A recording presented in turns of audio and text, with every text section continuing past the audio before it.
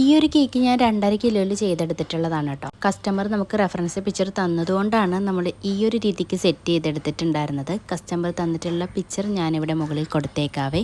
തന്ന പിക്ചർ ഒരു 3 ടയർ ആയിരുന്നു. അത് നമുക്ക് 2 ടയറിലായിരുന്നു കസ്റ്റമർ സെറ്റ് ചെയ്യാൻ പറഞ്ഞിട്ടുണ്ടായിരുന്നത്. അതുപോലെ തന്നെ സെറ്റ് ചെയ്യാൻ നോക്കിയിട്ടുണ്ടായിരുന്നു. ഒരു റെഡ് ആൻഡ് വൈറ്റ് തീമും കൂടിയാണ് കേട്ടോ ആൾ പറഞ്ഞിട്ടുണ്ടായിരുന്നത്. താഴത്തെ ടയർ 10 ഇഞ്ചിലും ടോപ്പിലത്തെ ടയർ 6 ഇഞ്ചിലുമാണ് കേട്ടോ സെറ്റ് ചെയ്തെടുത്തിട്ടുണ്ടായിരുന്നത്. ഫ്ലേവർ റെഡ് വെൽവെറ്റ് ആയിരുന്നു. ടോട്ടലി ഈ ഒരു കേക്കിന് ഞാൻ വാങ്ങിച്ചിട്ടുണ്ടായിരുന്ന പ്രൈസ് 2100 രൂപയായിരുന്നേ.